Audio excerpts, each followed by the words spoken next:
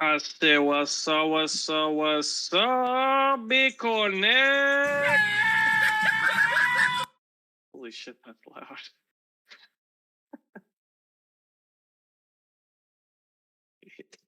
Are you lazy? My man. Hey,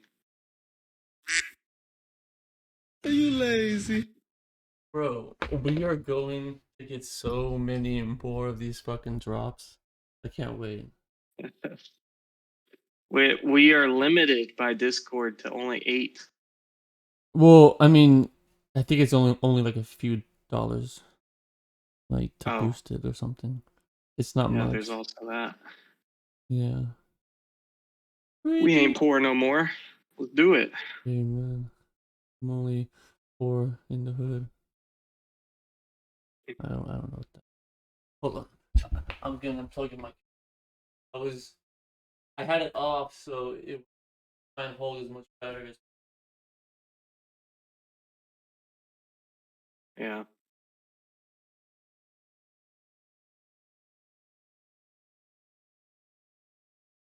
Looks like we got a low turnout this evening. Bro, I am pumped about a fucking Monty Tristy pod. Let's fucking roll. Let's fucking go, dude. The deeper we can get, Bro, because less people. I've been thinking about it, and yeah, kind of too many people is a problem at times. And like, Yeah. if anything, just think about the podcast that you hear.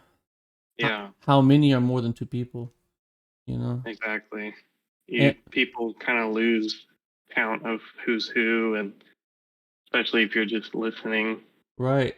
And like, I'd be like cool if this even evolved to like weekly, even like just us or us like 3, or like, or or like just us have like our own about something, or like what have you. Because like also he and her, we really want to explore architecture and crime as a podcast, like a structured one, because it's like crime is so fucking popular, bro.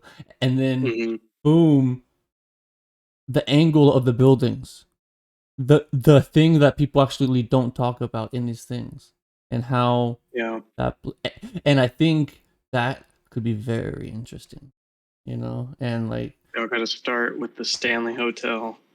um The, our what first do you call it?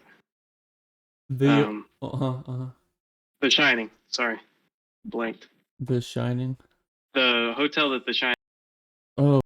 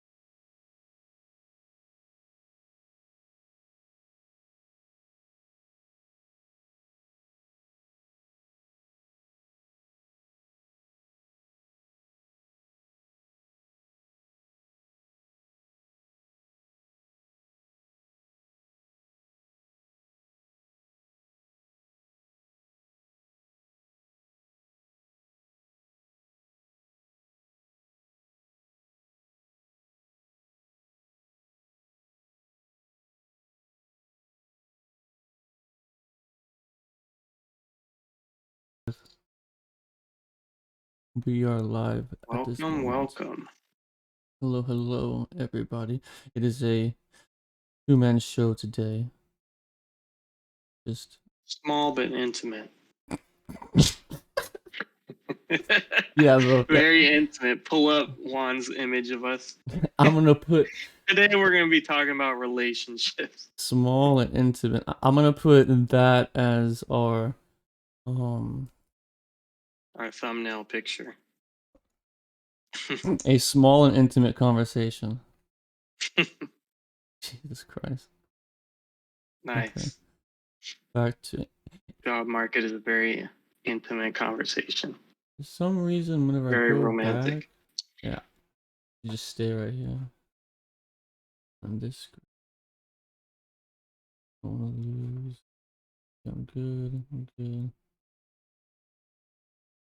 Welcome, Pokemon, gigantic one viewer. What's up, Hannah? How's it going? Yeah. No, but this is much more about practice and also getting that actual experience out there of what it's like to, okay, boom, don't have a job. I've only known school for 22 years or more. And then what are those actual steps like to get that job? And especially in 2023, 24, 25, 30, 50, whenever it is, it'll always be different. And so it's really crucial to find these more contemporary stories because my dad is an architect and everything he told me, it's like, yes, if I was finding a job in the 80s, it would have been tremendous, but there's no bulletin boards anymore. Like, Mhm. they don't even let you in buildings anymore. Like, Yeah. it's only a very small few places where you can actually walk inside, especially post COVID now, so today it's much more on focusing what are those strategies and where can you cast the biggest net to find that first job or any job, because we're always on a job hunt, whether it's for an employer or a client. We're always trying to pass it out there. But before we start, I am joined here with Tristy today and his words of a small, intimate conversation. Just how he likes it, apparently. Oh, yeah. These are Oh, the yeah. best podcasts. And so I very much look forward to this because it can get a bit bogged down, or having a panel. Okay, each person speaks, but then they speak for 5-10 minutes, but then Yeah. there's five people. That's an hour between turns, and we can Yeah. potentially get a little more intimate and a little bit more Yeah. For the flow. record, I think, yeah, the last podcast didn't exactly go as I would have liked. I mean, it was one of those things that looks good in your head, because I was hoping for a big group, but like if it went any bigger than we had, that would have been like Yeah. just on and on and on. And it's harder on Discord, I think, because I want to have like the cross pollination of ideas and everyone kind of just pitching in naturally, but because of like the audio, like just the thing that Discord does and online talking in general is like you're worried about speaking over each other, and that's why most podcasts have people in the room and then they have the whole audio set up, and then it's Right. like you're never gonna like talk over each other, and Right. even if you do, you know what everyone's saying still, so it just flows on. And there's more of a read of that body language of, okay, they're, oh, I'm They're gonna about say to say something. something. Yeah, Yeah. oh, and Yeah. there's a bit more of that ebb and flow, which is why ideally this will go more in person. And frankly, if we started this kind of content in college, where would Dude, we be now? And imagine. right. And so every person out there college is free content. Just whip out that Dude, phone and I just wish start we would have going. documented. Yeah, Just Bob like the imagine Builder. recording just like um every jury I and like got posting a almost series. yeah, I got almost all of mine because I was like, I have to watch and hear how brutal it is to hear me Mm, speak because I actually don't know. I'm so hypercritical. I don't know if people actually understand the words I say when I'm so blocked dude, up, you know? So I I was always scared of doing that. of filming it. I always Well, yeah, I always figured that would be a good idea, and especially strategically. But I was always scared to commit to like fixing that, because then I don't want to like be in a future presentation, and think specifically of things that I do in the midst of that presentation, because then I'll just like screw up more. I mean, that's a pessimistic way of looking at it, but like I know myself well enough to know my little quirks, especially when it comes to presentations. Like anything goes if I'm not prepared well enough. Well, I just thought I heard it. If you don't, or if you prepare too much, it's a problem. Did I hear that wrong? Um, well, prepare if you're preparing yourself specifically on the speaking aspects, I think you could overthink it. If you're talking about like preparing on the actual information, like your projects, I think the more prepared you are, the better. Yes, of Of course. course. Of course. But that's also a bit of a luxury that 99.99 well, I don't know, like I think everyone also takes for granted that they can speak well. I think most people actually can't speak well. They think they can because it just flows easily, but are you speaking the most effective way possible and in and with the most brevity, or are people rambling on and on and on and saying a whole bunch of nothing? Yeah. Do I sound better, by the way? Yeah, I think so. It Do you notice a difference? not Okay. not too much because I'm on speakers instead of headphones. All So right. Well, our admin agent has notified me and I've switched over. So hopefully I sound better to our audience out there. yes, Um, all 12 million people, welcome. yeah, Thank you so much. This is an absolute huge pleasure. podcast. An Now absolute pleasure. we got to remind ourselves. Now, hold on. Got to remind ourselves to keep it fun and just remember that we're building a library right now and that like imagine I mean I'll just mention like the Joe Rogan podcast. Imagine those first few ones. That was Like what horrible. are these guys doing sitting on the couch just whatever. That's what we're in right now. Yeah, That's I our don't. phase right now. Yeah, I don't think I really like. I watched a couple in like the 100 range of Rogan, like, but that was like going back and being like, oh, this one person, like, cause he had like Bourdain or like I don't know weirder people way back when who like have passed, you know. And I'm like, oh, but it's a whole other show even because it was before like the actual studio and but Mm-hmm. really before 300s, and then he what blew up between like 8 and 900, you know. So it's just like takes a certain quantity as well as Yeah, dude, I always thought you were crazy in college for just like listening to people talk.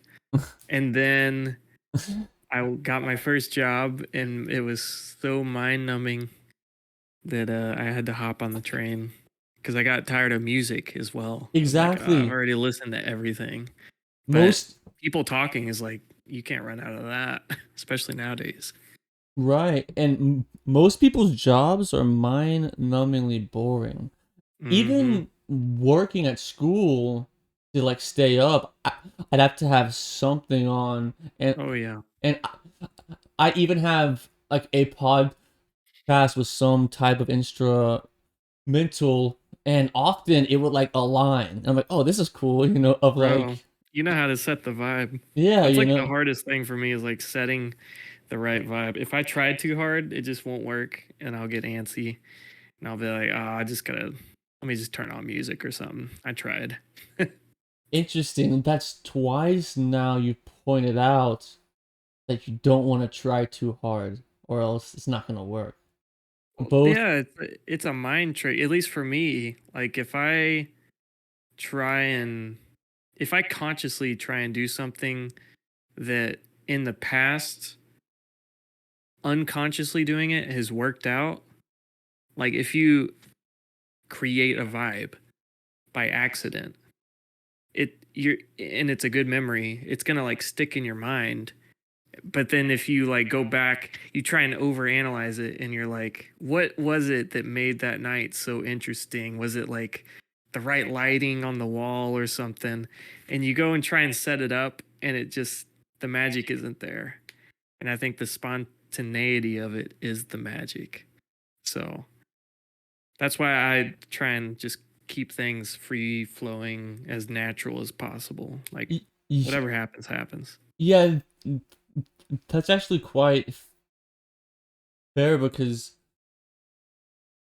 in my world of extreme speaking troubles, if I plan it too much, like this is often how it'll go. I'll think, oh, I should say this to that person. Often it's like a brando or a person who I'm actually intimidated by, but then I'll like loop it over and over and over. What's the best way to say it? Both without stuttering, and then both like the coolest, best phrase, blah blah blah blah blah. And then I'm like in this loop over and over and over, blah blah blah blah blah, blah. And then often I just don't even say it. I'll like just be quiet, or I'll speak, and then I'm so blocked up because I've thought of so many options and I didn't even decide on one. Of like, okay. Dang, bro. It's hard to be what do you call that? Introverted plus some kind of speech impediment, because I have that as well. Like I Yeah. just overthink. And the older I get, like obviously self-diagnosing is not the best, but I at least notice how like hyperactive my brain is, and like completing a task at times, I'll just move on to something else completely, and then be like, oh yeah, I opened milk. I was gonna make cereal, but I moved on to something else, and like I didn't finish this thing, and I find that in my job, like, well, if I don't do that in architecture, I'm not gonna finish like a plumbing detail or like a wall or blah blah something. Yeah. So I've noticed that struggle of not having that like very free flowing like at all. And apparently TJ Chucks in the chat is a studer also. I assume he means stutter, but studer. I think I know who that is. Is it Is you? that As an alter ego? Oh, that's my roommate. No, I'm joking. Studering's the best. Especially Yeah, no, we I'm love joking. the studer over here. No, We but studer hard. no, but it's funny just how it is mental, and it's not like anything like my face or my mouth or anything. Like I just have to talk. What if you sing, Monty? Yeah, but I can't sing. You're free from it, right? Yeah. So what if you act like you're singing, but you're doing like what if it's like a rap? Can you rap? No, because it's too staccato. Really? If I go into a flow where I sound like I'm really high on drugs, bro, then I can just go through any word. But then I don't actually sound like this. I can just go up and down. It's actually the perfect like storytelling. Like you're gonna be great for the crime podcast if you use that. Like kind of you're at the graveyard and the fog is like settling You're in in. the graveyard and the fog is rolling in. It's just spooky all around, and all of a sudden, Michael Jackson's Thriller breaks out. It takes on a different meaning from everything we know nowadays. Didn't say anything. All right, on to the main topic. On to the What main. do we have today, Monty? So, Talking about jobs and how to get them, right, because who taught us in school how to do that? bro. Anybody? If you would have gone back to school, they finally get to it in pro practice. A Right, lot of these things that we say that are missing, they finally get to pro practice, but they're only touching on it in pro practice. But pro exactly, practice should be that should be an undergrad class, in my opinion. Because how many people just don't go back to school? Like, exactly, think about that. exactly. That's And they're because, missing out. right, and that's where actually the structure of the school is quite important. So we can actually take a step back and explain schools quite quickly. In architecture, there's basically two paths, but everyone must have a professional degree. One option, 5 years, the other, four of an undergrad plus two. Our school, UTA, is a 5 year program stretched into a 4+2. And they jam pack all the good stuff in the last two because our very first year is just drawing. There's no studio, there's no building projects, no building design. It's just all drawing. And so that's basically that rundown. But now it's a shame how in school like they don't even have that practical experience because yes, they can read out of a textbook. Here are the 5 phases of construction. Yeah. And that's true. But how's that going to help you find a job, Tristan? It's, I mean, this is where like capitalism plays in. And Of course. like, you have to, I mean, you're only gonna be motivated by yourself in the long run, in the short run and the long run. I mean, you're responsible kind of for your own career. And, if it was up to someone else, then we would be in some kind of communist factory where they're just like assigning us the job as we go out the door with our diploma. So, I'm glad that it's kind of up for grabs. And it's that way with a lot of things. Like if you want to get promoted, it's not just like you're going to do 10 years and then you go up to the next job. It's like some companies may do it that way, but like if you want to move up the ladder, you're going to have to, put in the extra effort, do all the FaceTime you need to do with the people who will get you there, knowingly or unknowingly. I mean, I managed to get a management position just by the luck of the draw and by having my face kind of known by the people who make the big decisions in that company. So, some of it is luck. Everyone says that. It's like partly luck and then partly the work that you put into it. But, Right, right. if you're in it long enough, the luck will strike you. And I think it does the chance will always strike you, but a lot of people shy down from it. Like they asked me out of the blue, Tristan, do you want to be the new manager of they call it the marketing department, which is funny because I didn't even know what that was, but it's the rendering department of this company. And my first thought was just yes. Like not even like ask any questions, just Really? say yes. I mean, basically, dude, I was so clueless. I was also only a year out of school, and they're giving a management position to a kid, me. So, but I mean, those are the leaps that you got to take if you're really, because I was just tired of construction documents already. I was tired of the nitty grittiness of architecture. And then I took a management position and I kind of wanted to go back, to be honest. I kind of like the nitty gritty. I like the technical stuff. That's who I am. Right, and that self awareness is just so crucial.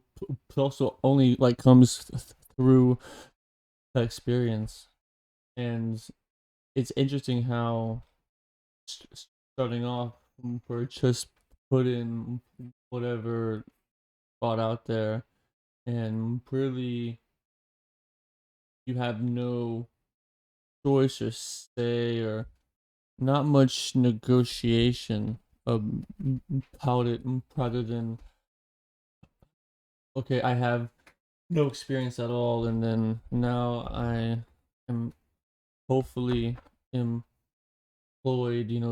someplace. But let's break this down into three critical parts. The first is the search and Mhm. just how to even like find an interview. And then next is actually what that interview is. And then third, do you accept it? And what is that rate? How do you know it's fair to that market at that time? And then a bonus of okay, what's that first day like? Like, what should one experience? And I expect this to be more of like a thing we probably clip up, and it's more ingested by fights, rather than it all being all of that super interesting. Also, live and flowing, but in my experience, everything is so online, that it has to go of okay, what firms have an online presence, Mhm. and So you kind of look at it.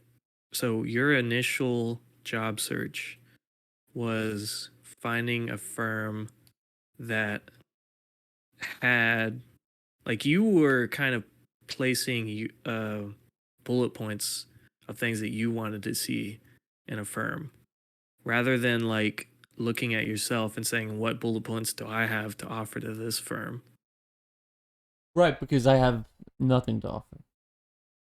I am Mm. a brand new graduate. Interesting way to think of it, because a lot of people think they do.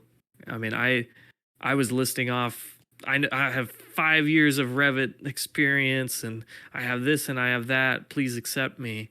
That was my way of thinking, like right out of school. That's how I thought I was going to get a job. Well, Mm, that's how I thought I should get a job, is by validating myself.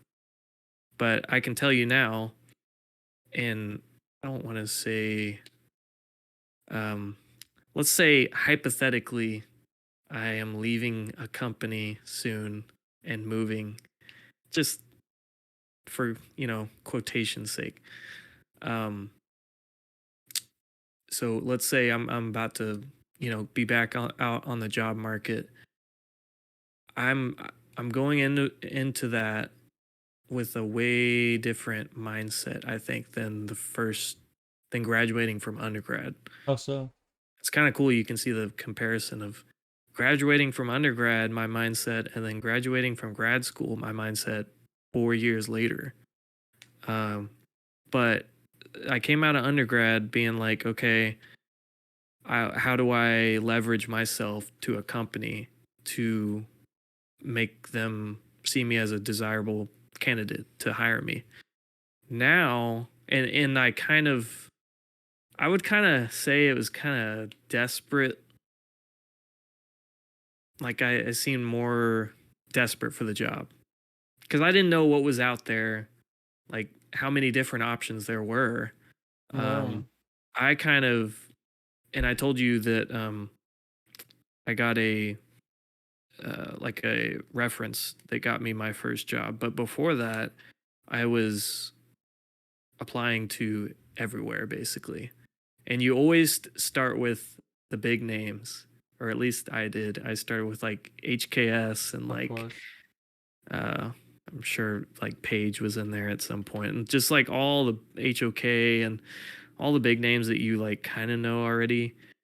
But unless your resume is like in tip top shape and you have like some kind of like volunteer experience and you're like top of your class, and I feel like or I feel like it's really hard to get in unless you know someone who's in already.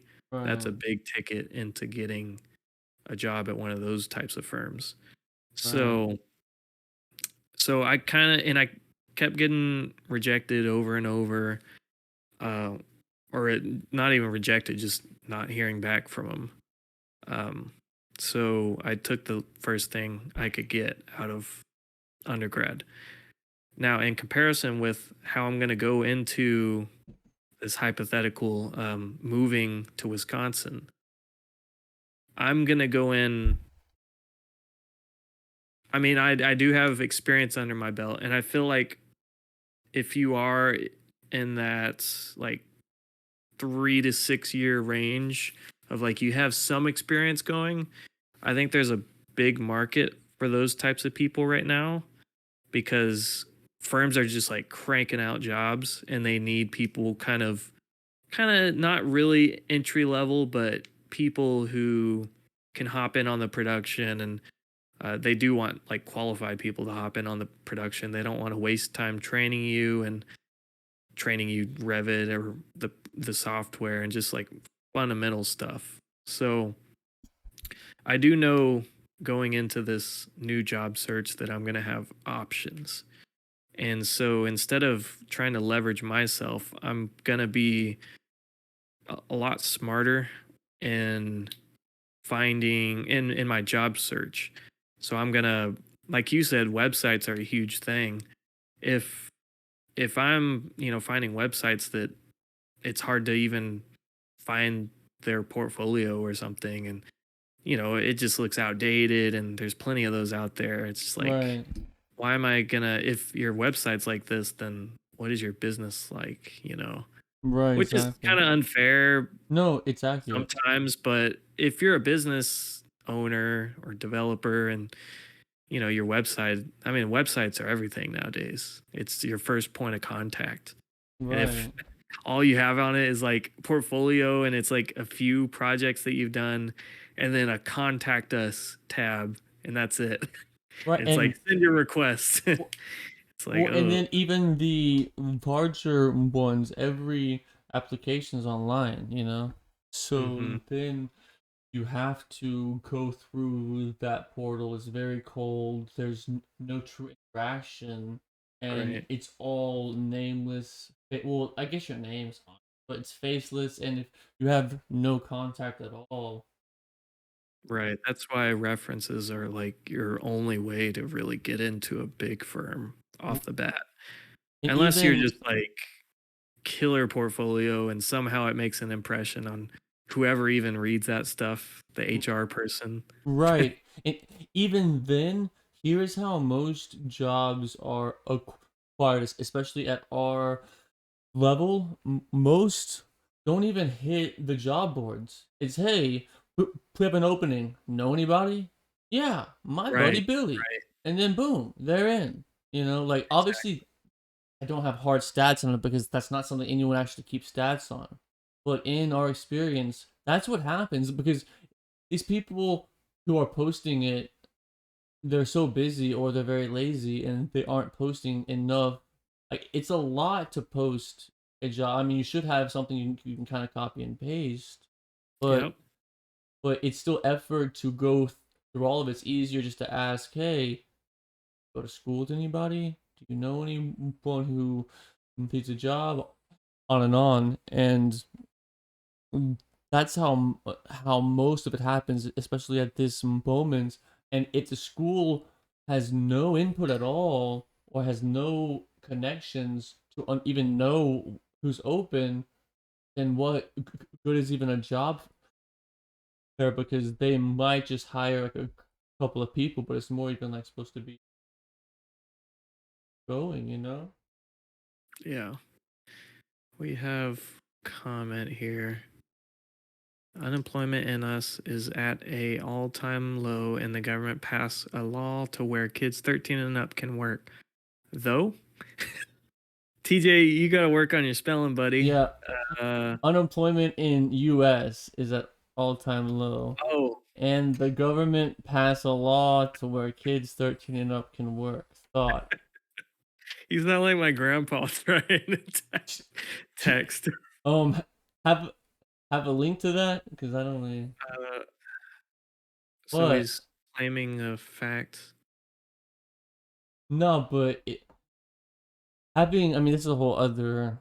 I mean, this is a part of this overall discussion on school and its critique, but just putting people in these exact same classes for 2 decades and have very minimal diversification of the classes and then no actual practical, like, our entire civilization was built on apprenticeship. Dude, we need to go back.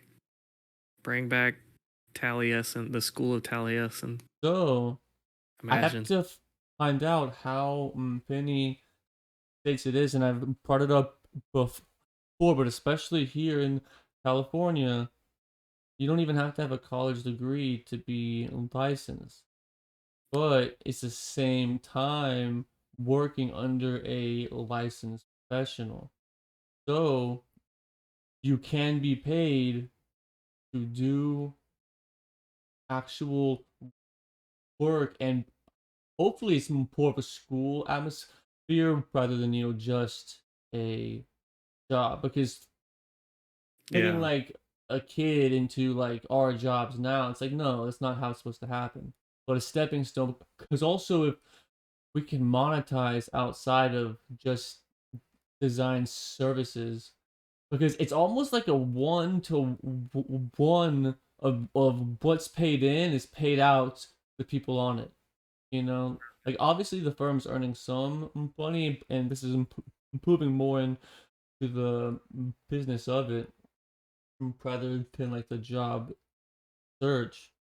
But it's just we must pivot all of it, but that'll be more like how we should close. We should probably focus a bit more now on the current state and then how to find a job now and some practical stuff, and then move into, okay, this is what it is, but then how to go out and hopefully change it.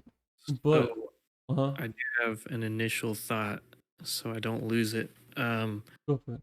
So one idea I had about people who have not held a architecture job before, you're trying to get your very first one. One idea you can go for, and this is me reflecting on my past because I've always been a broad, like I look at things on a broad type of scale, and in architecture, the broad is really broad, because there's people who specialize in things in this field. Especially, it's like you want to be really good at rendering, you're going to be a renderer full time. You want to be really good at code stuff, you're going to be kind of like your firm's code consultant, and you're going to really hammer down compliance plans or something. Mm. But like, so companies are really valuing like specializing. And if you're really trying to make like a big splash and leverage yourself for a company right out of college, maybe develop some kind of, and see, I was always against this coming out of undergrad because people are like, you should really specialize. Like, what do you want? What do you want to do? Do you want to do medical architecture? You want to do residential? And it's like, I just want to keep it broad and open. And I still do want to keep it broad and open. But for the sake of honing your skills to getting a job right out of college, if you really do want to be an asset to a company like right away. Like you said, you know nothing out of college, but I think there's a way that you can specialize enough in a certain skill that a company will need. But that also goes with the second point to that is like when you do your job search, don't go for the broad jobs. So I type in architecture jobs in DFW or whatever, architectural design, uh, internships, kind of basic stuff. And you're going to get the big firms that are, these are like standard words that are coming up from these big firms like architectural designer and all this stuff. But those are like really broad terms. And that means there's going to be a lot of people who apply for it. Right. And chances are there's going to be someone better qualified than you.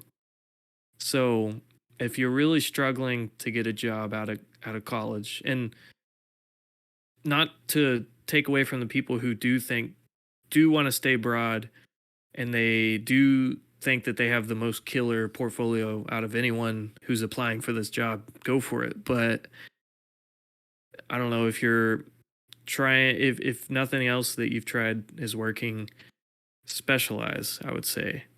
And when you job search, look for something specific to that specialization.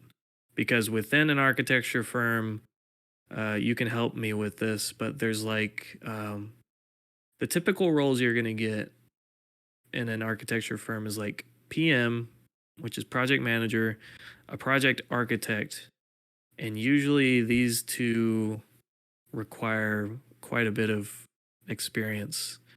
But then there's like something under a project architect, like I don't know what they call them, like junior architects or a project designer or something like that. And those are like the main people there. And this is like a typical architecture firm. If you get into the bigger ones, they have departments they break it up, and there's like like a model building. Remember, didn't you get some kind of request from Big or something to move to New York to become a model builder? Yeah. Or it was like a shop. Yeah, exactly. Right. and Which you were totally underqualified for, right? Entirely. They wanted me to run the entire shop, and I'm like, Well, I've dude, been in a shop. There's people. I mean, we like Hunter at Right. UTA. I mean, there's people who. That's what I mean by specialization. This guy knew all the machines, all the 3D printer, the softwares with that, CNC, like all these things, which is really important stuff, and it does take like specialized people. If you should first try and develop those schools in college, or those skills in college, because you have all those instruments at your disposal. And so if you're trying to specify, or you're trying to specify your skills, then I mean, college is the time to do it.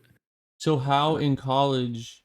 So first break down the skills specifically. So you mentioned one, and that's like the technical knowledge of the machinery, which So there's like that's a bit few and far between, but like some companies, some firms might have like a model building thing, or maybe they even just have their own fab lab to kind of test design if they're a an interesting firm trying to do interesting things that right, their own little designs or whatever that they want to test in-house. Right, most don't. I think we might be a bit ahead of ourselves, because I think we can focus even more on that job search of it, and like casting that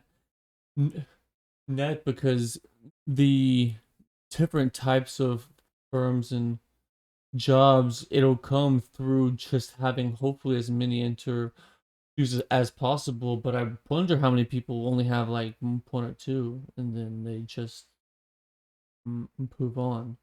Dude, that But was me. right, but it's as you mentioned, to kind of recap and maybe go deeper on the whole search aspect beyond the whole traditional of of who you know, because that'll always happen, because it's about what's that ease of entry, and it's a lot easier to ask an employee, hey, do you know anybody, because also you trust that person because you're paying them Yeah. money, and the way to find the most jobs possible, in my experience of trying to find any job and having no experience, is cast as big of a net as possible, because there's almost an infinite amount of job boards. There's like 3 to 5 main architectural ones combines with the Yeah, mainstream. put put your information on the AIA website Yeah, if you haven't done it. yeah, It's, I mean, I just got a job contact me like straight from that, and I didn't even remember that I put my stuff on it. But right, I but think it's kind of like LinkedIn, like you put your resume on it, and yeah, and jobs can just like, or firms can just find you through that. So right, it's find pretty useful. every job put out there, and pick every profile applied to all of them, but that's really just step one. Step zero is asking anybody, hey, is anybody hiring? That's the easiest thing, but if you actually don't know anyone, then okay, apply to all open jobs and beyond these job boards. But then beyond that, which is our favorite method, which is the Google Maps method, Yes. just Googling. Killer. Just see who pops up. Scope out every single website, every Instagram page, everything that they have to put out. Scour it completely. And And because there's a lot of cool websites and a lot of yeah, bad ones. and if you're just like searching through Indeed, you're gonna miss out on the little niche firms that maybe you're more into. If you're into like corporate firms and you want to do like big projects right away, I mean, everything you're gonna find is on Indeed probably. But Right. if you're trying to hop into something a bit more low key, smaller office environment, you kind of gotta search for it a bit more. You gotta put more work in there. Right, because also the smaller ones, it's many people doing many jobs. So it's often the principal architect who's supposed to post the job, but he's pulling 60 hours a week, or she's just too busy, or whatever it is that We they don't even actually. have an HR department, so it's like who's responsible if not the owner to Right. try and hire people. And that's where just like cold emailing any party, and in the smaller firms, often their general email goes to actual people. And often their emails are on their websites, on their profiles, and even at the bigger firms, it's it's very impossible to get past that first wave of HR of, are you qualified enough? Nope. Okay, bye. Right. The next step is to actually do some research and see, okay, who's at this firm? Who can I reach out to personally? And odds are they won't respond to these emails or these calls, because also calling people might be busy. You might be actually bothering them. Hmm. Sometimes it works, but often, like people who call our firm, I just take info and then they'll maybe call them back. Yeah. But I found my job through an email because there were just so many jobs not available that I was okay. I'll just apply any place, and I'm at a small like 12 person firm, and I come to find out that my firm really only posts jobs on Craigslist of all places in 2023. So no one's gonna see that, you know. And so I've never even been on that website. right, like I never even saw that. Oh, hey, look, they are hiring.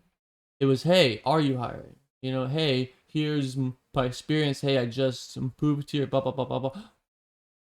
A small paragraph or two, because also it can't be too long, because long story short is they have a job or not, you know, and they have the pay role or not, and so casting that big net, and it's hard to know what kind of a firm they are, and that's where moving into more the interview stages where you can kind of start to learn a little bit about who they are.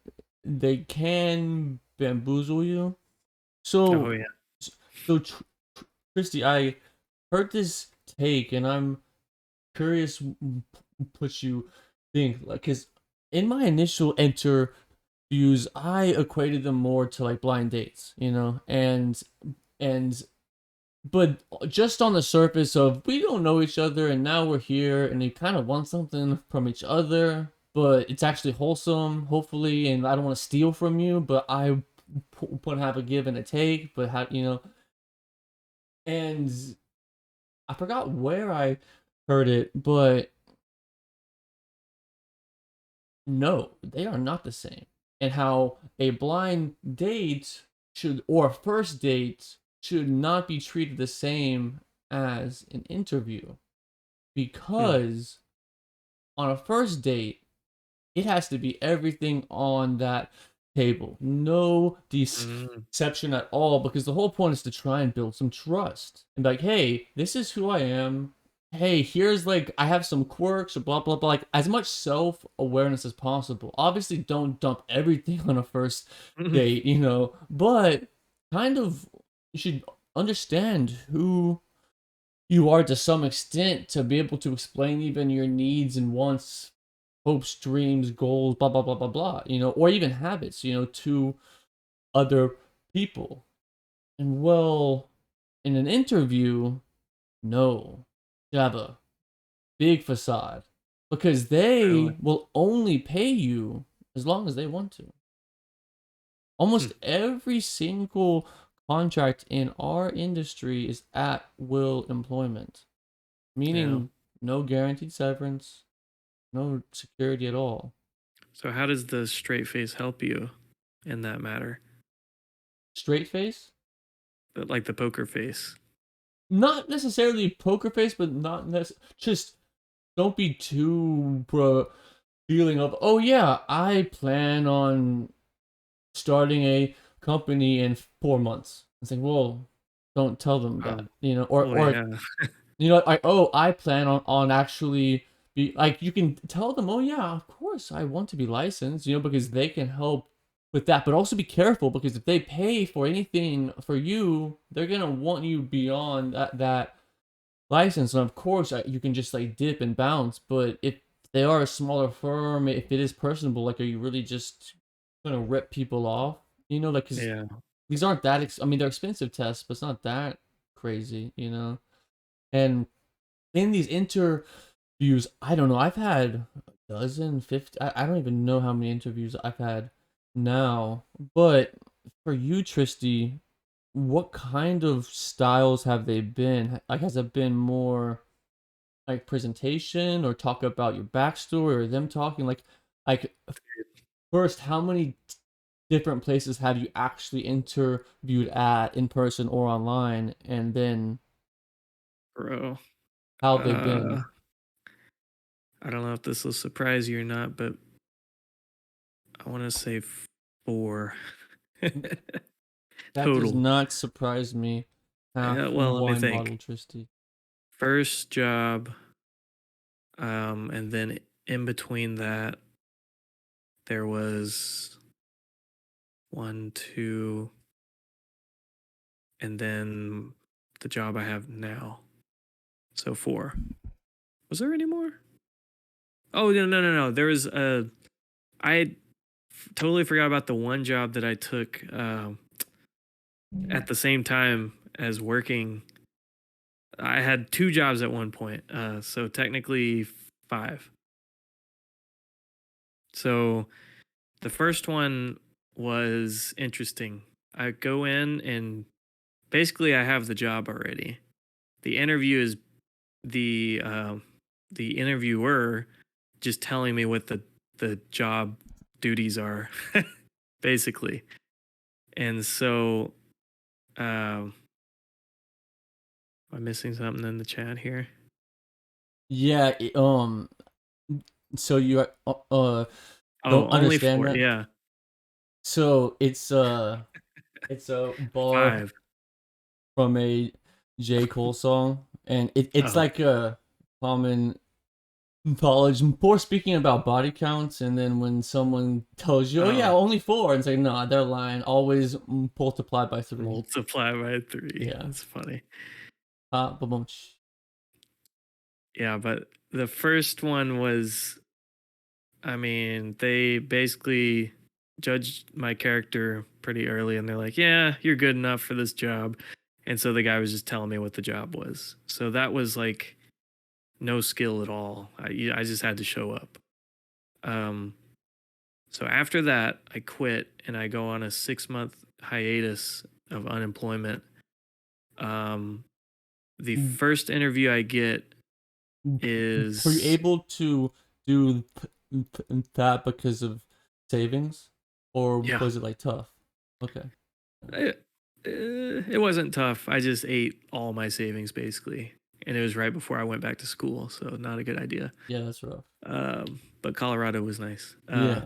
So the first interview I get is a a small firm in Colorado that got my information from AIA website, and the guy was like, "Let's meet tomorrow." And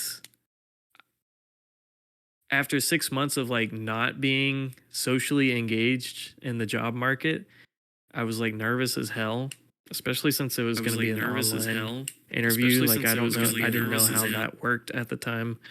I never did like Teams stuff before that, really. Well, kind of, but this guy like called me up, and I could tell right away that he was, yeah, Colorado. Dude, that's the thing with this job. When he contacted me, I looked up the firm, the website and everything, and they did like they were in Vail, Luca.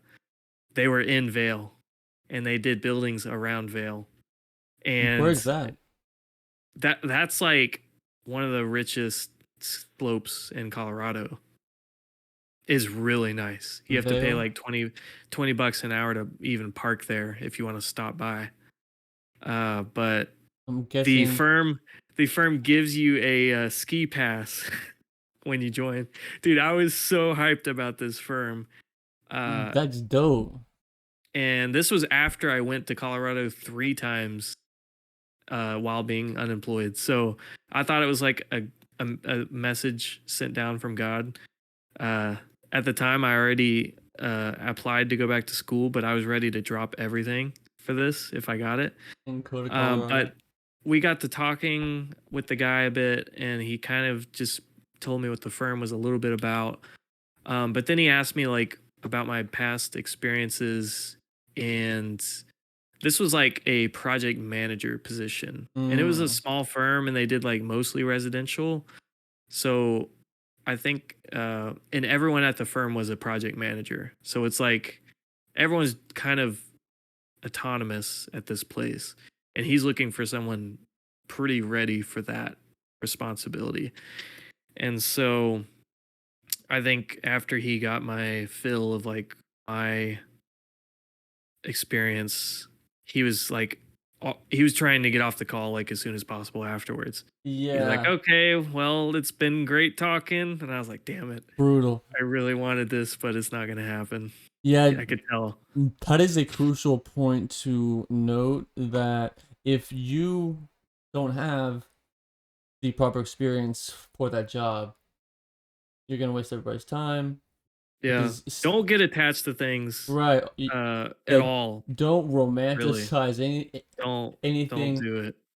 Just like school, like you can't take any of this personally because at the end of it, they don't know you.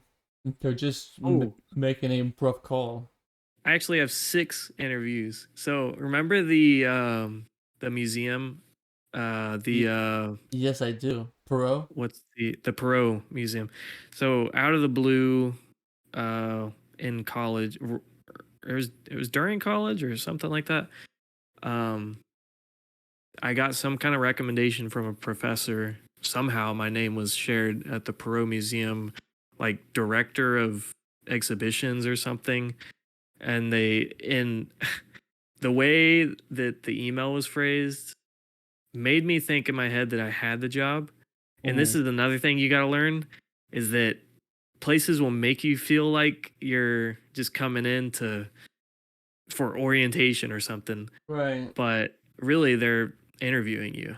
And so I go in this place like not really concerned or prepared or anything, just to chat with them about the job responsibilities that I'm going to be taking. But when I got there, they're like, "Let's see your resume or your portfolio, and let's talk about it." And we like went through the whole thing, and I stumbled through it because it was the first time I presented it to anyone, and um, just being an awkward mess. So Um, that was a portfolio presentation style interview.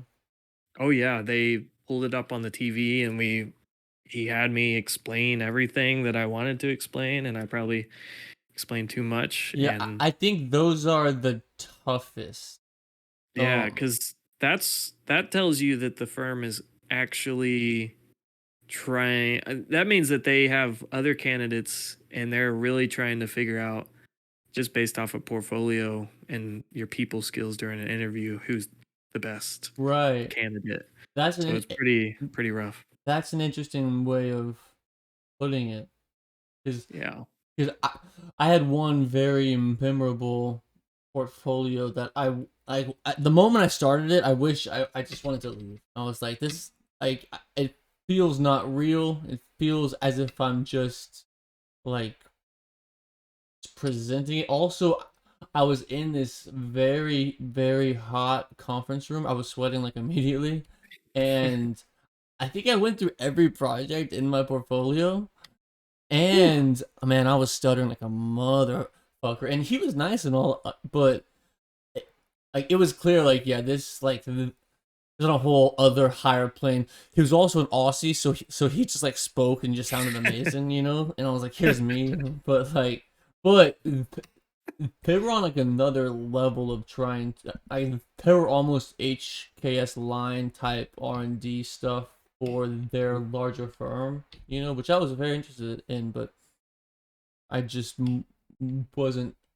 I did not have those hard skills because if I was like, no, I'm a killer at Revit, like that's the main one. Yes, all the other programs are crucial. If you can render fine, if you can do CAD, that's fine. If you can 3D print, even better. But I don't know, 80-90% use Revit or some Revit alternative. Yeah. And if I think that's the main skill. So, what other kind of interviews did you have? There's Okay. the portfolio. Yeah. Uh so there's the portfolio one, there's the one where the job is just telling you what you're going to be doing and you basically Right. got it already, which could be a red flag just knowing my experience. Like if a company is so quick to hire you, then they've probably been super quick to hire other people, which probably means you have a low standard of talent within the company. And architecture is a business where you want talent or at least like super hard workers. So like the job screening, I can't imagine when we're a business owner, like how hard we're gonna have to like try to really get good people. Cause architecture is one of those job fields where it's like hard to tell if someone is really as good as they say they are until you of course get to interview them. But even then, you're not like watching them work on Revit, and you can't tell if they're like a complete dunce. Just like you don't even know your shortcuts or anything. And um, so like other jobs, it's like if you're a plumber, it's like, well, no shit. If you're 10 years in, you know what you're doing. We're gonna hire you, and you're good to go, basically, unless you're really screwing something up. But architecture is kind of like, who knows what you've been doing in those 10 years? You could have just been a CAD monkey for 10 years. So you Right. don't know anything about project management and talking to clients or anything. So it's such a elusive field. Like you don't know who you're dealing with in an interview. Oh I mean, no. everyone's portfolio is so widely different. Crazy. Or their resume even. It's Right. just vastly different, Yeah. which is a good thing. Yeah, I've Keeps it heard. interesting. Right.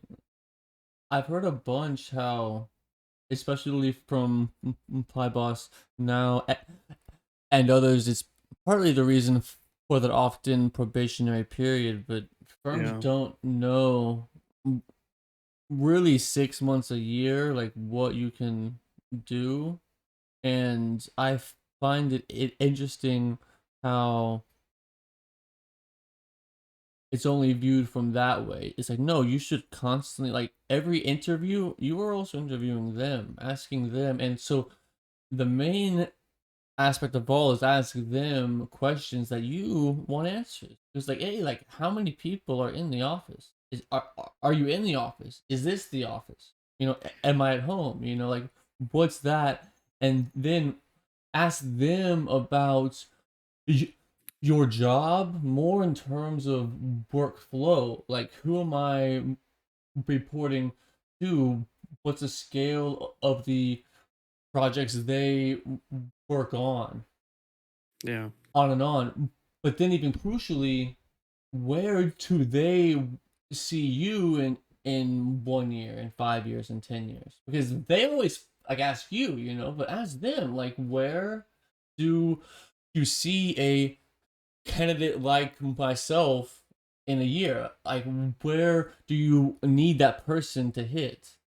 But still, at the end of Flip it, it I think the on its head. right, but I think the best sales pitch I've ever heard for a job, and I think it works also in architecture, and it's like, I will take your job in 4 years, but that's good for you, Love it.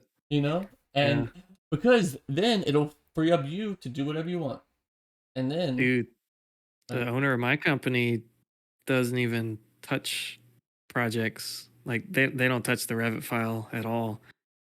Our project managers are so skilled and so experienced that they take control of the whole project. So all my owner has to do is go find jobs and make sure we have clients and money coming in, right, which like, he loves please to do that. So make payroll, perfect. please, you know, Yeah. That's like all he's doing now because he has such a skilled team and everyone is on their shit. I'm interesting. gonna miss, hypothetically, gonna miss this firm I'm at right now. In a video game, Yeah, the virtual Tristan. so virtual. Uh, That's but you right now. I'm virtual Tristan. eh, but going into You the would. next interviews, next round of interviews, I feel like I'm gonna be asking different, more deep questions. I think Like what? about, like, I want to go in and start talking about like design philosophy, but I know some firms are just gonna talk statistics, business, like day to day, walla walla. But um, my goal is to find the ones that will have that conversation with me, and I kind of want to go in thinking in my head that I'm interviewing them at the same time that they're interviewing me. Yeah, you have to. Yeah, because I've worked, what, 4 years, 5 years now, and I kind of know, I kind of have a standard in my head for the type of company that I want to work for, because I want to work, I want to be in a company for a long time. And I've been like hopping company to company these last 4 years. And I kind of want like a home base, but I want it to be a firm that I don't get tired of. Right. And the only way I see that happening is if they have some kind of strong design philosophy to them. Otherwise, you're just doing the same projects like over and over. Right. And maybe it's a new line of architecture. Like maybe I'm doing restaurants now, and it's like, oh, I've never done that before. But you can tell me, does it get repetitive over time? I mean, restaurants are kind of special because they're so It different, depends right? because like if you're on like Chick-fil-A's over and over and over, yes, but God. we only take like not one off, like we've done like a couple of kind of the same concepts, but no, we try and go for that more design. If you ask my boss, he only wants people like Gucci and higher. Oh shit. Yeah, Nice. yeah. Hell yeah, you're Only in California. Go for yeah. it. Only people who can build in Beverly Hills. Rodeo Drive. Yeah, just past Have y'all that. done any rodeo drives? So not me, but my firm did the restaurant on the Oh, you showed rooftop me this. of the Gucci Yeah, store, yeah. I remember that. And they just finished another one to tell that's like a block or so over. It's not, I mean, one on Rodeo and then one a block over, and then we're about to open another a block over from that. That's like, Nice. yeah, it'll be legit. But it's So, about asking like all these firms what kind of projects do they do? How do they get clients? That's an interesting question mm, because you never know. Like, oh, is it just I've had the same two clients forever and then they just pay me yeah, whatever? Because that happens a lot. And then also ask them like, what's the succession plan in 10 years, 20 years? Like, is there a growth plan? Like, are we right, hoping to triple in size or stay the same? right. And just understanding that. Yeah. I I think you also have to put yourself in their shoes. And if you're asking all this stuff and you're kind of being like demanding, like, I better be able to progress and, you know, take better jobs, take more money. From their perspective, it's like, is this guy willing to get better at his job, basically? Right. And doing that, I think it's kind of weird. It's kind of hard to tell if you get better at a job just by showing up and doing the work. I I mean definitely you What do you mean? Come on. I mean Of course you do. there's showing up and just doing your job, and then there's like being the guy who like takes on any extra burden, or not burdens but like responsibilities, like I don't know, there's like if you just bring like a certain type of energy, people will notice. I think that's what I did at Strand, or Right, of sorry, course. shouldn't my last job. And because no one else really was doing that, no one put the extra foot forward, they considered me for a promotion of all things. So that's my plan for the next job, is like maybe sometimes you got to take that low position, but really a firm is, I mean, they take you in on the low position because they don't know you. But if you show up and then like 6 months in, you're helping everyone, like you've touched everyone like metaphorically on the different teams, and like all the project managers are like, yeah, this guy's great. Like he's really been like assertive and whatever task we've given him, and like he's really I mean, his technical skills are like pristine, which is a really good thing that you should have down. Because us young people are considered to be the more proficient at technical stuff. Right. There's like those people, like that generation right above us, like maybe Tyler, but maybe not. The ones who are like super good at the technical stuff. But generally, once you come out of school, maybe 2 years into your job, you should be like Revit's made for our generation.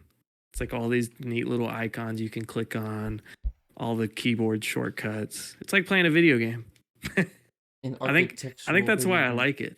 I like production because it is kind of like you're building something. It's like And for me, extreme Minecraft. video games back then were Minecraft for me. Like that's Right. my video game of choice, is like something where I can build something in it. I Right, like to shoot same. people too, but still.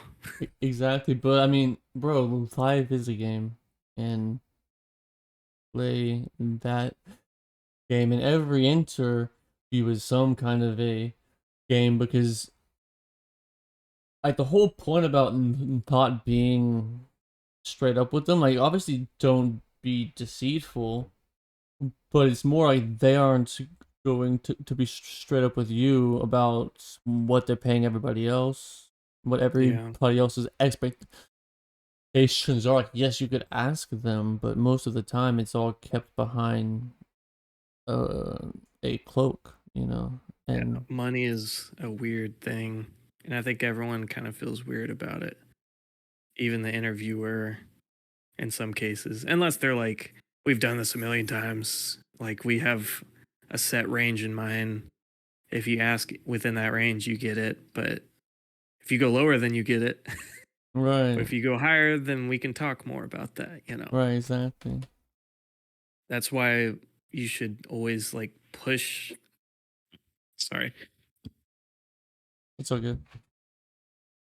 You should push higher than what you think you're worth, for sure, Right, to at least try it out. right, and like to some googling, but especially if friends have jobs, you should just ask them. Like it's should be okay to talk about what's being offered, what's out there, because all of us should be pretty equal. It obviously depends on the state and the market at the time, but that's where the open communication, rather than just going through this individually, can help. Because like imagine going through school and studying for a test, and then have no one to study with. It's all you, Oof.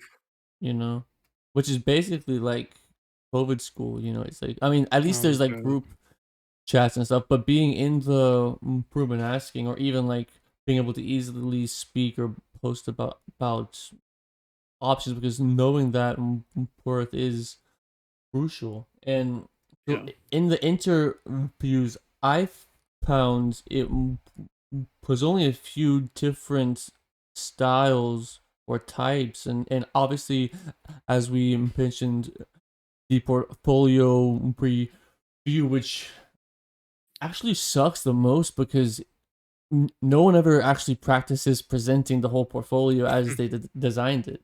Yeah, It's like, oh yeah, it's exactly. in this order and that order, because it's more meant to be read. So make a portfolio that's meant to be presented, as well as one that's meant to be read, and Yeah. that could help a punch. And then obviously there's those who are more just casual about it, and having a conversation. And then there's those who basically just tell you what that job is, and Yeah. like from there there aren't too many other kinds, but it's purely between two things. Do they dictate and lead the discussion, or do they just let you talk? Mhm. I found those like as the big divergence. Yeah. They're always gonna have their questions, but one thing you should develop by going to more and more interviews is like having more questions. Right. And especially the more jobs you've had, where it's like, oh, I didn't like this one aspect of the job. Let me ask this new job about it and see what their stance is on it. So, Mm-hmm. like, that'll come with experience. But, like, I think I said this before, but, like, being able to ask questions is, like, the one skill that you got to have down first. Because then from that, you gain more knowledge on whatever it is you're trying to do. Right. Especially on the job. Like, you're not gonna know. Um, what's a good example?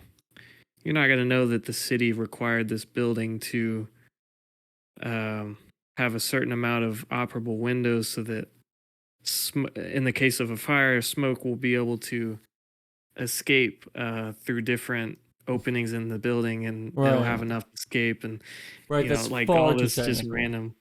Yeah, and that's another thing that, like, I've noted about being assertive in a job. So most likely, what you'll get, low level, entry level, uh, you'll be working with a project architect or whatever. They're going to give you like little tasks to do throughout the day, and if they're a good project architect, uh, they will explain the whole scope of the problem that they're giving you. They'll be like, the city amendment really needs this, and this is why you're doing it, and here's the code that's explaining why it needs to be done, and so go ahead and do that. But some of them will be like, yo, let me show you on Revit real quick what you need to do. I'll show you one example and then just do it for the rest of these windows. And Right. it's like, you're not learning why you're doing it. And you're really doing a disservice to yourself if you just accept that. Because at that point, you're just a robot, and you're just the robot that project managers will go to when they need some Revit thing done. Then how would you phrase a question to understand Yeah. that So job? if they're like, yo, just do this in Revit like 50 times and you're good. I mean, one thing to ask them is like, to put it in a way, because maybe they are like busy and they like really don't have time to explain it. But if you ask it in a way to where it's like, can I know why I'm doing this so that like maybe I can help, maybe I catch something else that's really important that you didn't just tell me to do in Revit. Right, Something exactly. that you may have missed, because I need the just say, what's the context of this? Like, that's a really simple way to Right. put it, is like, what's the context of what I'm even doing here? And So hopefully you're on a project long enough to where you are getting the city feedback so you can read along with it, and you're on the same track as the project architect. But I know in large firms, it's going to be tough to do. Well, I don't know how large firm, maybe they break up the work and they break up the teams enough to where it is more personable within that team. But if you're not lucky enough to get on a project like kind of all the way through, and like right now, uh, when I was in school, my firm just kind of had me hop on projects that needed my help, just on different projects on a weekly basis. So I kind of had to be like, yo, I don't know what's going on here. Can you like give me some context on these floor plans that you're telling me to tag appliances for? And I'm like, dude, where even is the appliance schedule for this thing? It's right. not in the folder it's supposed to be. And they're like, oh yeah, it was changed a week ago. And it's like, okay, just let me know about that stuff and we're good to go. I'll get rocking and rolling on it. But I mean, that's what I mean about being assertive. Sometimes, I mean, the good project managers will realize, they'll put themselves in your shoes as a new person, because they'll remember back to when they were new, and they'll help you out with that if they have those skills. But not all of them do. Not all companies are interested in the educational aspect. They just want production from you. Mm, But even at my first job, I sometimes would ask things that were kind of over the head of the project manager that was running the project, because even they didn't know. So it's like, right. what are we even doing here? Like, we're just we're just robots at this point. It's like we're just doing what we've been told to do. But where's the reason? Where's the why? The why to it? Why are we doing this? Exactly. That's a great question to ask them of why I'm Why are doing you this. doing architecture? Yeah, why Imagine going are in an interview. yeah, Why ask do you them. have this business? Yeah, no, totally. Go get existential about like who are you? Why? Yeah. Like what are your like 'cause it's crucial to understand why and if people Why are on did the you same become an path. architect? Right. Imagine going through all of this 8+ years just to like run a business, just to use your license to be able to run a business of building production homes Exactly. 24/7. Exactly. I can't No. imagine, like, there must have been some kind of dream at the beginning. And then at some point you're like, oh, there's some money in this if I mean, it's not like Not much. modernist Corbu work, but there's some merit in giving the American people some cookie cutter homes. No. Everyone needs a home, right? No. We have enough. Yeah. Build something else. But I mean, just remember, even though you're a young person in the field, the people on the other side of the table are people as well, and they have thoughts and dreams, and they've gone through the whole thing that you're doing right now, and so they you can connect with them at least on that. So don't Right. forget they're people as well. Not just robots. Unfortunately. Not yet. I can't wait to work for a robot. No, I'm Oh joking. my god. That'd be, I'd be the worst robot employee. He'd probably just hire other robots. But Robots. it's interesting how it can vary so greatly as well. And kind of back to that crucial part about, well, are you just going to be told to do a task and then just spam that task? Or are you going to be involved in architecture? Mm. How would you phrase that in an interview before the job actually? Because obviously, Ooh. in the moment, it'll pop up and just be told to do something. Hopefully, it's explained in a way, But how would you phrase that? Well, I don't think it's fair to say, am I just going to be doing tasks, robot tasks all day? Because Exactly. architecture currently, you have to do robot tasks to get things done. Because, I mean, and the code is like a big part of that because it's like they want you to, specify everything so there's nothing left up to the memory or up to the imagination. And general contractors need to know how to build the building. I mean, you're making a project. What do you call it? Um, like those little booklets you get from IKEA to put the furniture together. You're making one of those for a whole building Right. with tons of trades included, and so it's like this is really serious stuff. So it's good. Unfortunately, we don't have the AI to read our minds and just know to do all those repetitive tasks. Not But yet. so Soon enough. how do you ask, like, will I mean, I think you should direct the conversation to like how much growth is there in the company? Will I will there be I don't know. That's a tough one because it's like how can you really ask about growth? Because growth is kind of dependent on spots opening up or the company growing as a whole. Yes and no, because I think we're speaking more about growth within one position. So I think that Oh, is probably more along the realms of mentorship. right. Because most likely when you join entry level, you're working under the project architect, and you're kind of just like the gopher. Like you're helping with whatever you can help with at the time. The important thing is that you are building a library of knowledge as you go so that you become more autonomous at the job that you're doing. And Right. eventually you kind of turn into another project architect. Because I know people that are project architects, like unofficially, because they're not licensed.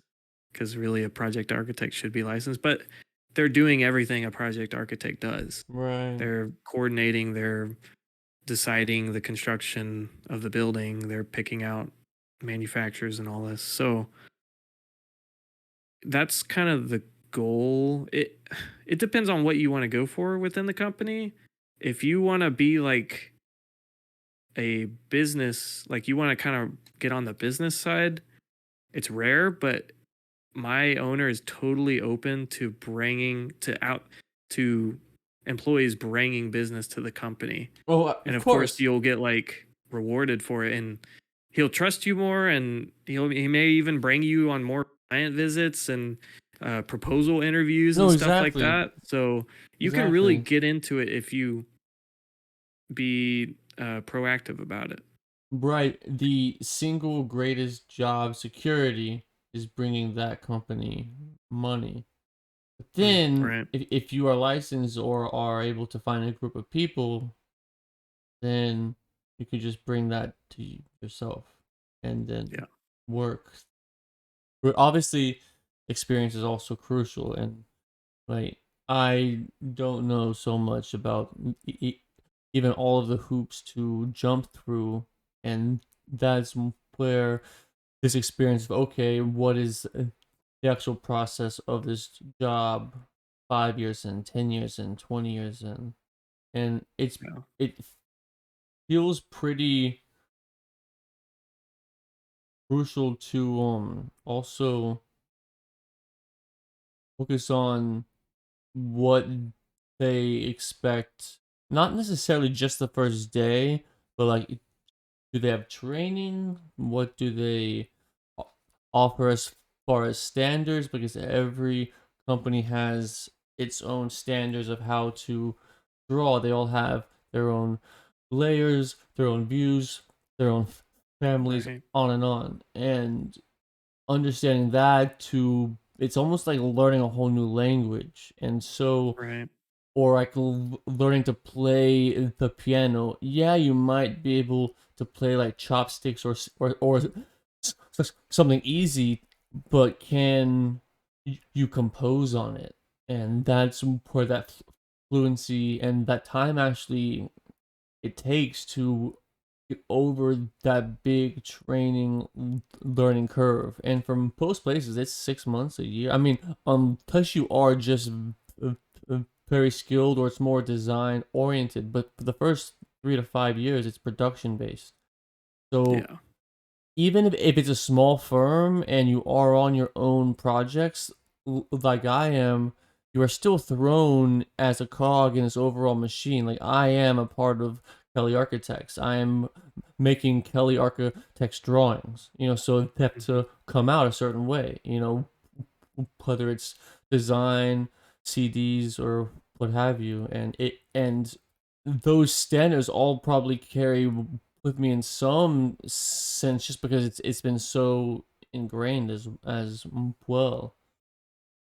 And Yeah. so, going from the interview to the search, to then hopefully there's multiple offers, it's like, well, how do you decide? Oof. And Never been in that position. yeah, well, hopefully when you are trying to find a job, you have a little time, because off the jump, when you apply, it's gonna, if they're very fast, they will reach out in a week. Yeah. If they're very slow, they'll never reach back out. So you have this infinite buffer of, you don't even know how long it would take to have a response. Some are quick, and that can be a red flag, maybe not. Just have to ask. One of the other question is, have people quit recently?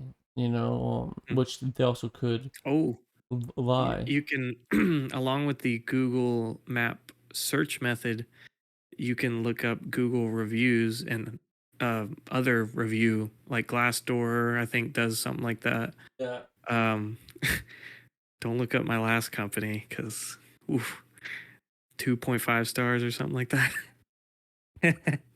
Yeah. But it's funny because it's intended for like, I think it's more intended for like clients to review, but you can tell if a company is bad to their employees will go give reviews to the company. So, and I think Glassdoor is actually set up for the employees, but Yeah. like Google reviews is like that's a place of business, and you have your own employees giving you bad ratings.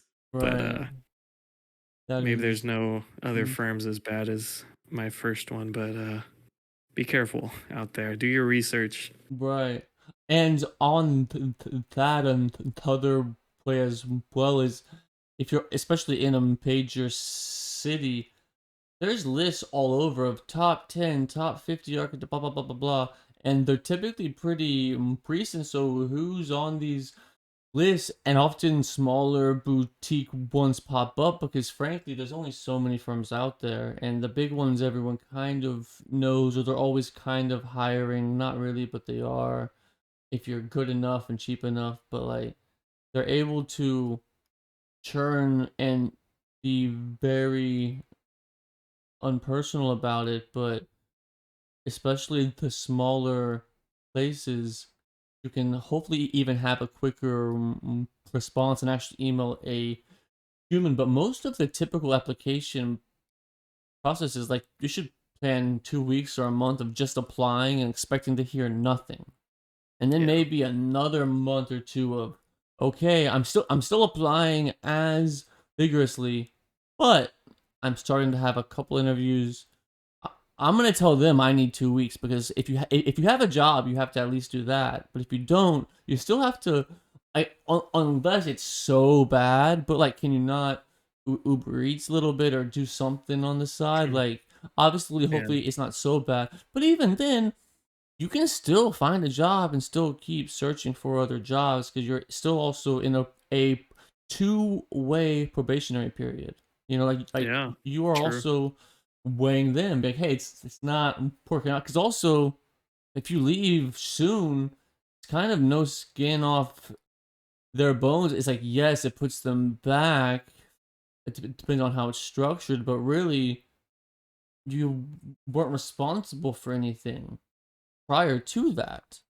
So Yeah. if you never showed up at all, but if you like come in, string them along, and then bounce quickly, but still standard is 2 weeks, and they will fire you much quicker if they have to.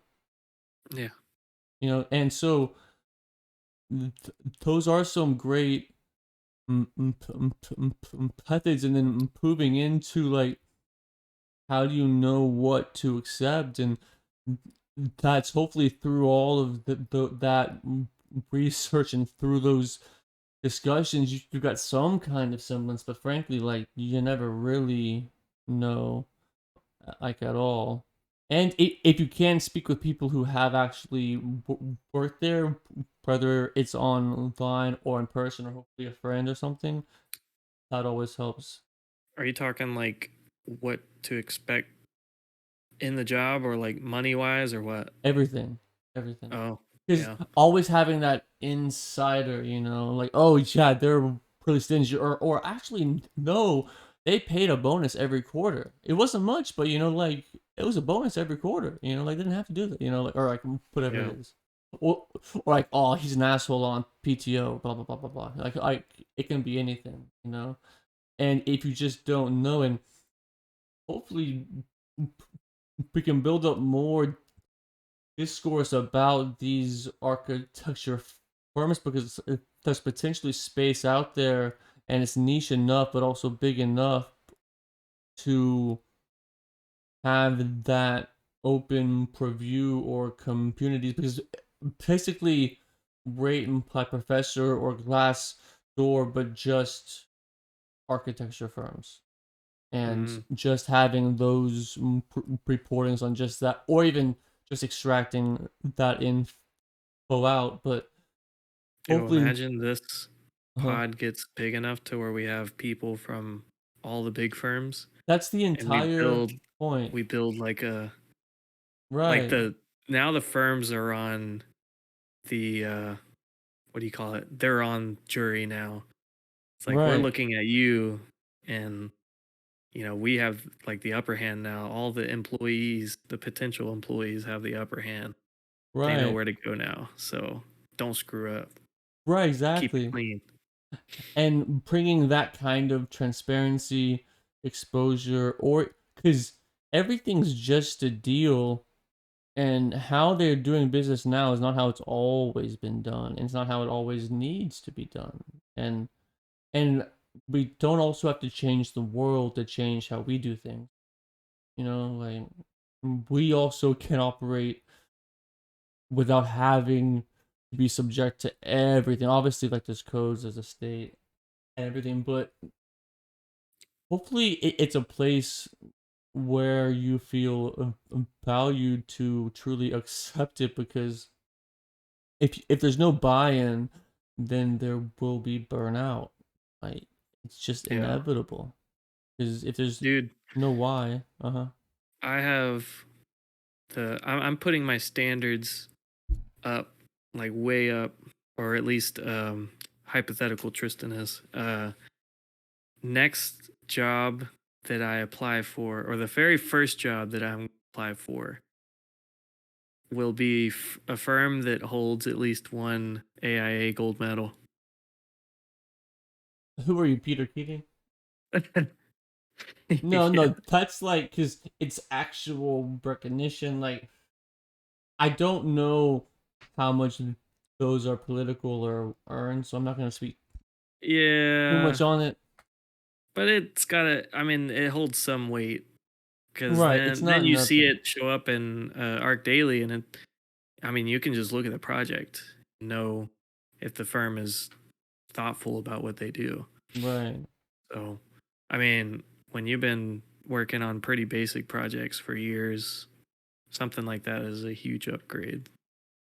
If you care about design philosophy, I don't know.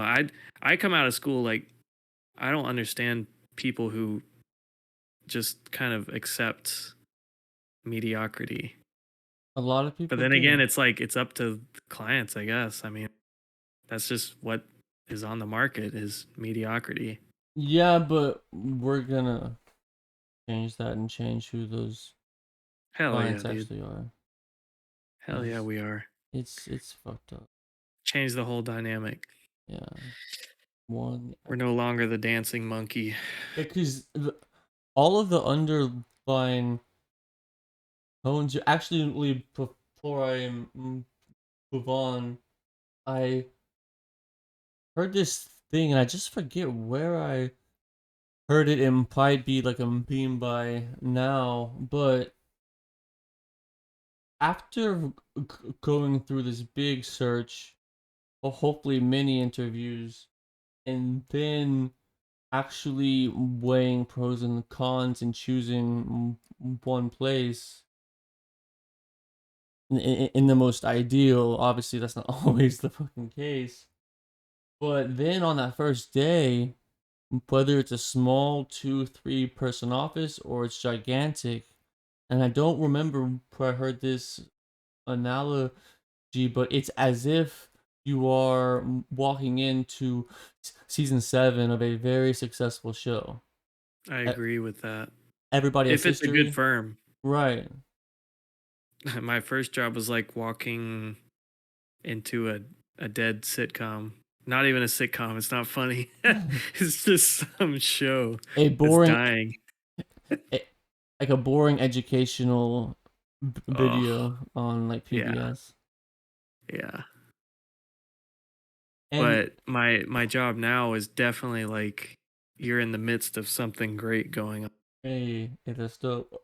And for myself, I mean, granted, I kind of took the first one that came as for my internship, but as I changed jobs and applied for more, I became more picky, obviously, as the economy picked up as well. But one thing that struck me is in my interview, it felt more like a studio. Even on the tangents my boss would go on. Granted, it was one of those where he kind of told me not what my job was, but what they were, but more like to give me an understanding. But there was no portfolio presentation. He like looked through my resume, but he mainly flipped it over and was sketching on it. And Hmm. he, from stuff that was actually explained to me, as in what they do versus or to even also random tangents he would sketch out as he was speaking, so it was visual and auditory of like, oh, okay, I can understand if I can see the sketch what he means when he's saying, He must be a killer at client meetings. oh yo, oh yeah, he murders it, yeah, oh yeah, it Nice. because clients often don't have the visual capacity even or imagine, because many of them are numbers people. They aren't Yeah. spatial, or so it's crucial to sketch and show them easily what's happening. And they're all super quick, super rough, but they get the point across. And so often it does feel like that studio, and how you mentioned, it's on me to kind of grow and learn and by asking questions, but it's much more by osmosis rather than here's a lecture on the history of Paris, Yeah. whatever it is. But Yeah. I find those two to be too far apart, because now it's like here's a texture on this brand of lighting fixtures, which is like, it's okay, but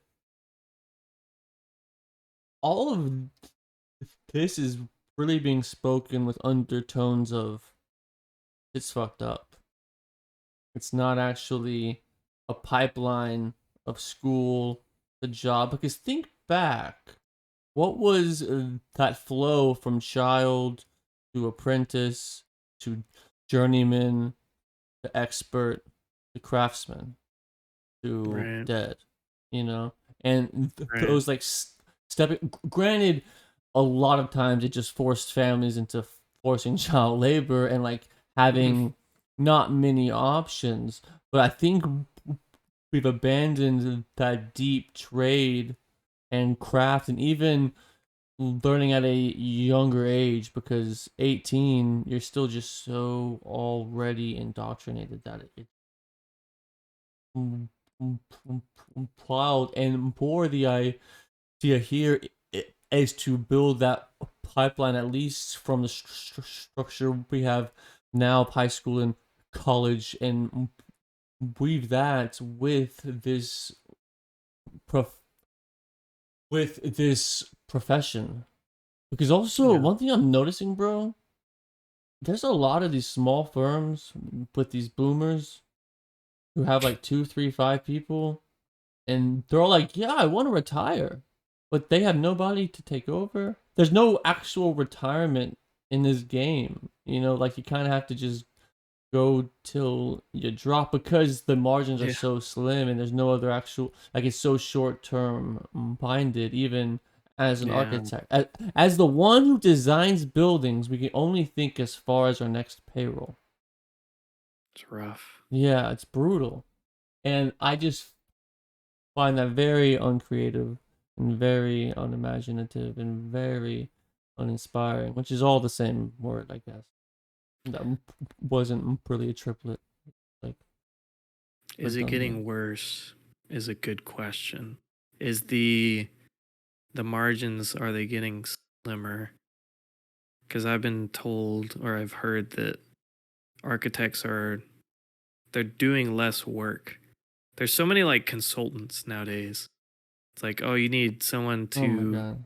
put together the food service equipment. Right. We have a consultant for that. Mm-hmm. You I was talking to someone about like who's the architect for what do you call it? Drive-through car washes. Oh, Like what kind of job is that?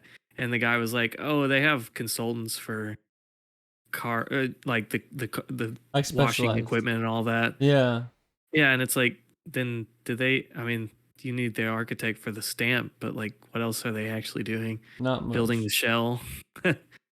But I mean, yeah, it's like stuff like that. Like now there's like lighting consultants, which I mean, it's good for the client, I guess, because No, you're it's gonna not. get your bang for the No, well, no, you're not. I mean, I mean, they're paying the flat fee. It's only hurting the architect because he's taking it, it I depends mean, on kind how of out it's. of No, it depends on how it's structured. Right.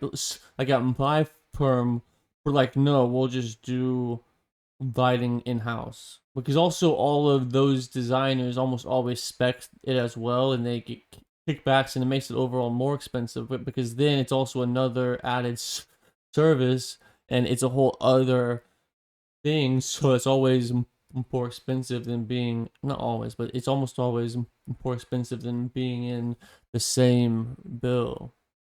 mm, And find it interesting how we pushed off all of these specialties. Like, who was Brunelleschi's structural engineer? yeah, Like, I understand he didn't himself. have MEP to worry about. There's no plumbing. There's no Right. he was building a dome, but it's It's it's kind of unfair because the I think the code is a big like of course it's good for the safety and well-being of people, but it's kind of forced this on us that we need to now refer to people who are specialized in this because they have all the code knowledge. Of course, there has to be bro, some way to liberate that because, but bro. I mean, you're asking architects to like study, like really like be scholars in code That's where because there's just AI. so much now, Yeah, yeah. which, yes, I That's where think AI will maybe just that's where it'll take over because because. Uh. my conclusion from our AI pod was that because I was kind of like beforehand, I was like, man, I really just don't want it in architecture. Like it was cool. I know it's a very narrow minded, but talking through it, I was like, and looking at that article with the firm that had the AI that they put the face to or whatever.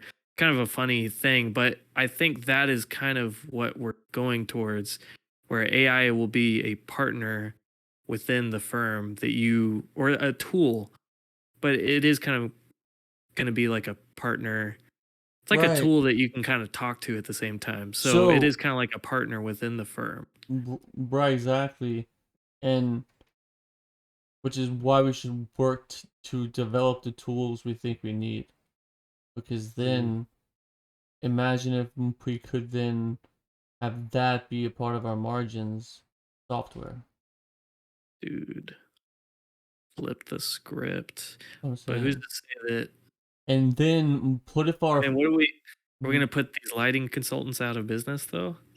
That's already like a big issue. It's like now that the jobs are created, are we gonna destroy them? well, but so what, we have nuclear reactors, so we shouldn't train more scientists to do that. We should train more coal miners to go breathe that coal. Or can we get more nuclear reactors to have actually minimal waste? I sort of see where you're going with that. You know, or like well, a more real one, because the whole coal miners like old hat, but truckers. I'm Yeah. almost positive truckers are the number one job in America. You mean like by population? No, like overall, both. I think. Well, do you mean by the amount of people working the job, or like the? I You're not think talking about the both. money. So in 29 states, it's the most dominant job. How do they? Wow. determined dominant. Probably just by population. Yeah, it's I'm trying to think what else would compete with that. I mean, what else? Walmart, Yeah. Amazon, Walmart's huge. Uber Eats, Uber driver. Uber. Do they even record that? Because technically I am an Uber employee, but I haven't driven in a couple years. Right. Well, it's more like paid, like active employee. Oh, do they do that? What, like check it? No, do they?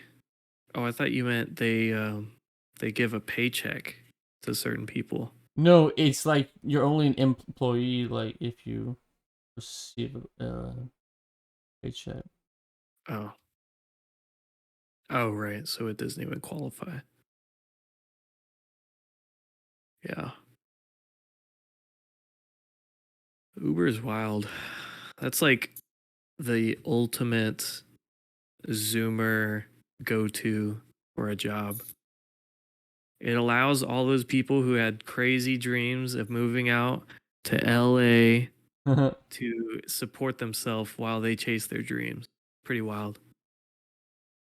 That's All the insane. wannabe actors, they can sustain themselves for a while their dream dies. So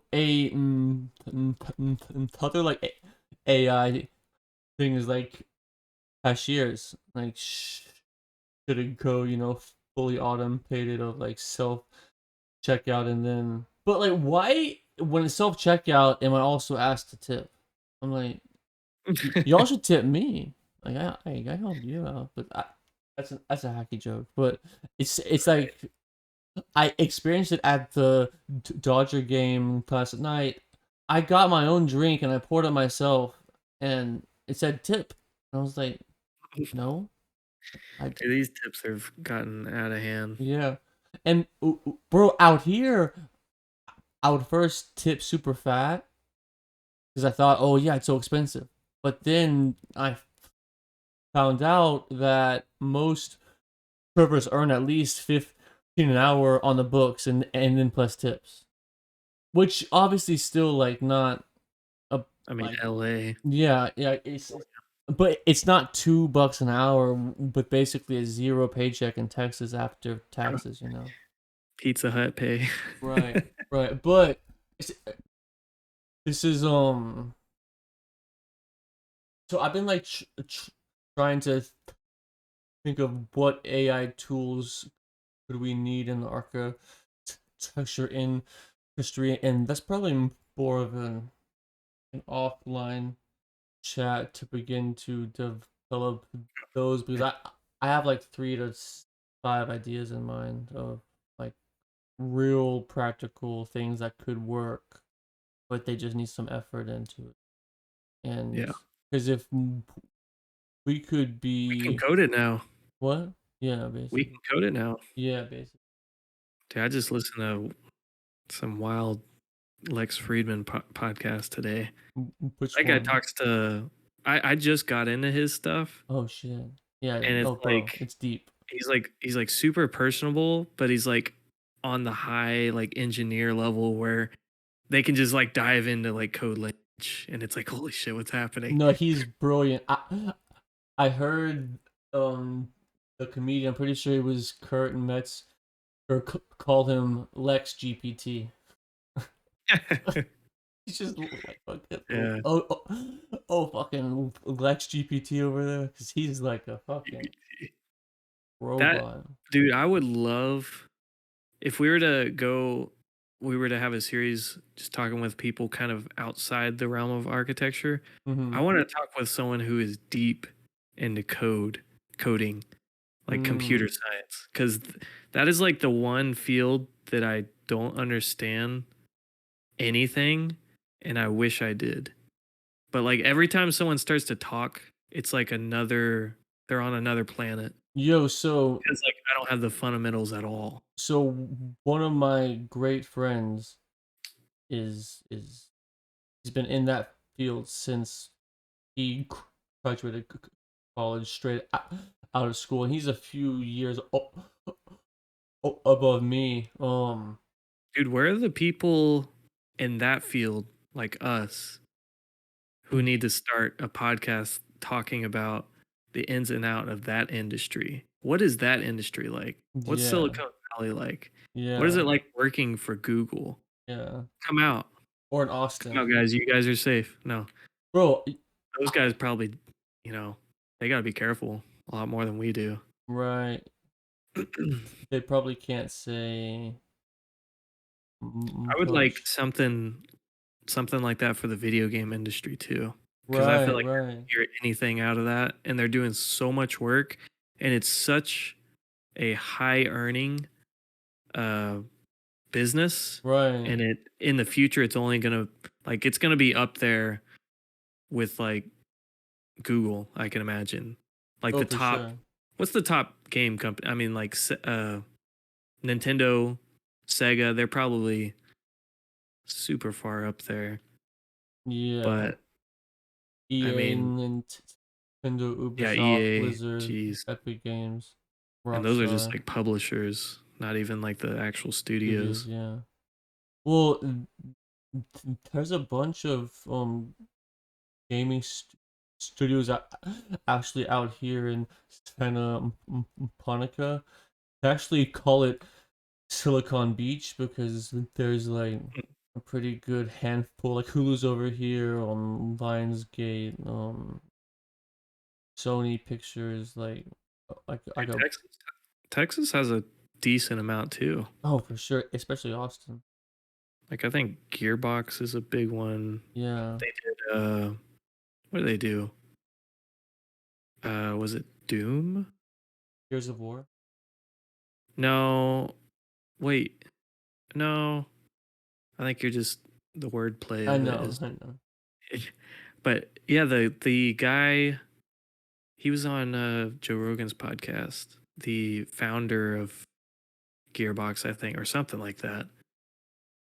But he didn't actually talk about the job. Like, damn it, I want to know what They're in Quebec, he's bro. gonna do. Gearbox? No, I'm joking. I think it's Dallas, or I think it's There's one in Quebec, but Frisco, yeah. yeah, Frisco. Revenue $184 million. Seems like a lot, right? Pretty wild. That's The rendering manager job that I had, uh-huh. all the people who worked under me were wannabe video game designers. And it just seemed like Uh, such a tough field to get into. yo, Like yeah. architects think it's tough, like getting your foot in the doorstep, but those guys have to be like artistic geniuses from the get go to even get a good job Right. because it's all art based. Like architecture, you can assign them robot jobs and you're doing Right. robot jobs, but video games is like we're gonna put you on a team and you better have some art skills. Like you're gonna model characters and we need to actually use your shit and Yeah, yeah, exactly. wild job. I would love to get into that. That Yeah. and coding. y- Yeah, I am all down for like branching out and understanding a lot more professional industries that actually don't have it because this isn't just about buildings.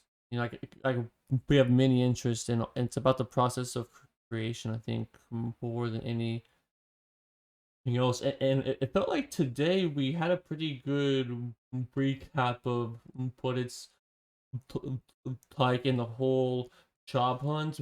Basically, starting at the job search of okay, cast as wide of a net as possible. Obviously, clearly, there are the basic pages like LinkedIn, Snag a Job, Indeed, blah, blah, blah, blah, blah. All of the monster.com type of stuff, but that takes a person actually putting it on. So, first, ask everybody around you.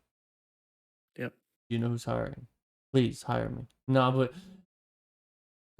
then also keep passing it out and actually reach out to those specific people at these firms you want to be at. Find firms you want to be at and attack them vigorously, and keep applying to everybody else. Like it just has to be as broad as possible, and the most broad is the Google Maps method, and that is just Google Maps Did we even explain, architects. just for people first time Yeah, hearing about it? explain the Google Maps method. Yeah, so you go to Google, type in something along the lines of architecture firms. Make it kind of as generic as possible. Yeah, architecture firms, design firms, interior design, all the SEO. Right. And in fact, can we just let's pull it up? Why not? I'll do it since you got all the stuff running. Yeah. All right. Tutorial time. Totally free for all of our viewers. All right. So we go to Google Maps here. Just your typical. And so you want to find a job, let's just say in the DFW area. So you kind of scope it where you want it, or you'll type in architecture firms. Maybe DFW works. No. Area's fine.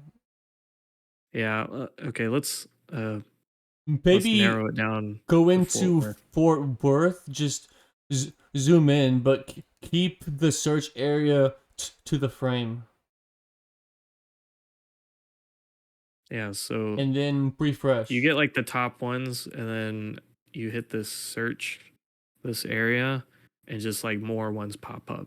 And I mean, you can just keep going, refresh again, and like more will pop up. And it's like, for some reason, like, contractors will pop up and stuff like that. But you're getting like the nitty gritty, like engineering consultant. Right, and go to every single website, scope them all out. It doesn't take all that long. Just pop, just like what catches your eye.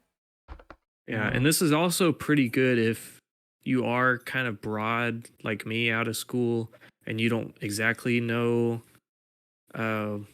if you, I don't know, like you don't know what you don't.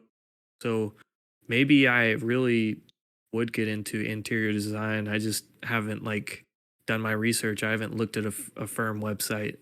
But if you're doing this method, things like that do pop up, like interior design. Right. Shit, even some engineering stuff will pop up if you're really on that side. But like you can find all kinds of really cool things. And these are things that you're not going to find on Indeed, or at least most of the time, because they're not putting out job ads. Maybe they're not putting out job ads, but maybe they're one of the firms that do like to hire within, or they ask, people if they know anyone, but no one's given their boss a nominee, but they're still kind of looking. They can manage without him at the time. And then boom, your message comes into the boss's inbox and you have a pretty solid resume, good portfolio. They're like, all right, this is like the guy that we need right now. And we have the position. We might as well throw him in and see how he does. There might be a little bit more pressure on you because they technically didn't absolutely need you at the time, but if you do good enough, you'll be an asset to them and they'll keep you around. Right. That's how my current job went. Like, I messaged them out of the blue. It was literally not even an application. It was email me your resume and we'll take a look at it. Exactly.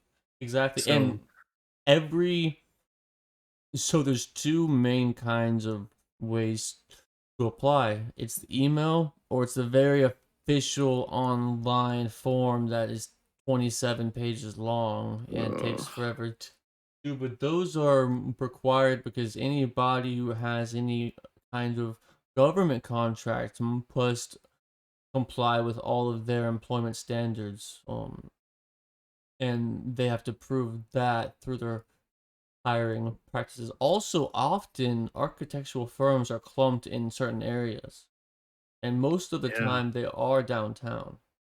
There's the AIA. You could get a job there. Yeah, You get a job with the city. Ooh, brutal. shame.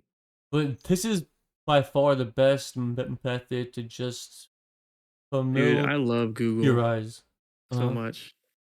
And Google Maps is like, I think it's one of the most revolutionary tools to architects for sure, but like for everyone within the Right. last couple years. Like this tool is amazing. Yeah, it's Get good with um, maps, everyone. And if you're an architect, you should really get good maps. Yeah. But that's the Google uh, Maps method for anyone who was interested. amen. And that is the best and easy way to find any job, especially when it's okay. I don't want to commute that far on these job postings. You don't really know where they are, so you can actually target. And frankly, firms have ebbs and flows, and they get busy and they don't, and sometimes they just need people. And ideally, you want a place that wants to mentor you to be the best architect possible, the best person possible. Yeah. And that is about that goal of finding that actual thought that will value you. But Right. And you got to remember we are in a capitalist society, so nothing will get handed down to you or spoon fed to you. And I don't think you should expect it that way because I don't know if it was that way, then everyone would get the best job. And if everyone has the best job, everyone has the worst job. right. So So, it's much more, but that's self awareness and having a greater goal than whatever current job it is. But I think I'm gonna have to wrap it up yeah, here. Because we actually flew through that one. Jeez. yeah, it was only 2 hours of talking about this. That feels a lot more natural when it's just a couple people. Yeah. So we can even do more and like schedule even like try and ponder and think of an angle or a niche or something we can chew on, or even if it's just a weekly call. But we should find like a time structure and a kind of flow to it. But I think it could be beneficial, especially to our branding and everything, of having a variety of stuff. Yeah. Yeah, variety for sure. But like this could even be, you know, like Monty, even though you control the stream and everything, but like in an ideal situation, you don't have to show up to every single one of the.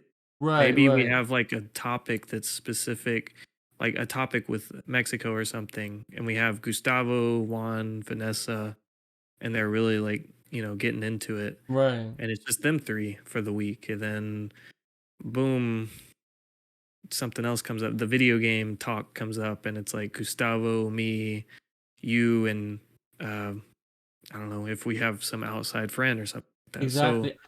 I do want to give up control of like having to be the one every time who starts the yeah, stream and like all of that. And I don't want it to wear on you because right, it'll that's just seem like a responsibility right. at And that point. it's honestly not that hard, but it's like it is an added thing. And the person running it should hopefully run the stream, you know. And Yeah, but this was great, Tristy, and I look forward to Puchas Mas. yeah, good talk. Yes, sir. All Have right, a great evening, bro. hey, you too. See ya.